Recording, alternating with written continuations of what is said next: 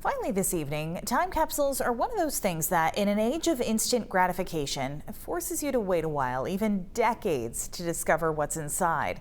Two classes of Freeport Middle Schoolers, 50 years apart, got together today to swap stories and swap an old capsule for a new one.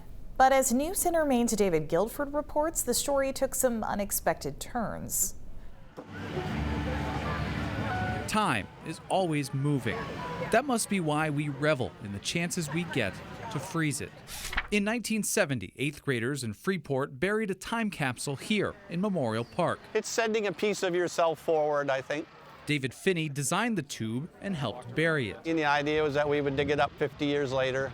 He had help from classmate Daryl Fournier, and the pair returned to the park on Friday. We went to the middle school, and the middle school 7th grade stepped up and said, we would like to do our own time capsule.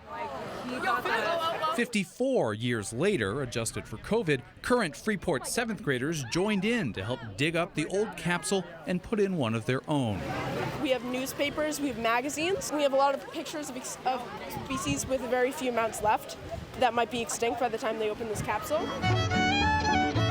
But here's where this perfect day takes a turn. We scanned the area with metal detectors trying to find and verify where it was. We weren't successful, so is the capsule there? We don't know. Vanished from the dirt, but this cold case has a paper trail.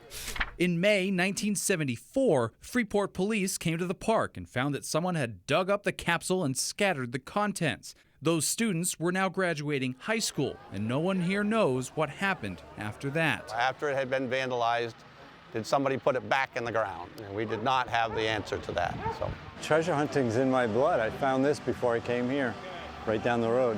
Walt Bannon brought his metal detector and scanned the whole park. He got a couple random hits, then the men aimed their shovels for where they initially thought the tube might be, but no luck. However, you guys have got a new time capsule today. So, with a perfectly good hole dug, You each can grab a shovel. the kids took turns pouring dirt. But they hit their own snag with their time capsule ordered from Amazon. Unfortunately, it did not come with a gasket. One of the people here is a carpenter, and he's going to build us a custom gasket for it. And then we're going to dig it up, put it back in, and bury it again. So to recap, that's no time capsules in the ground today. While the kids make theirs watertight, the group from 1970 makes their peace. it doesn't really bother me. It may turn out that they may make some improvement to the park here in another 100 or 200 years, and they find it then. That day may come, but first, these kids will check back in another 50. In Freeport, David Guilford, News Center, Maine.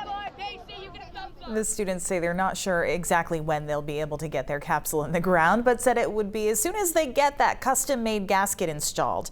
And they still vow to return in 50 years to dig it up. That is, if they can find it.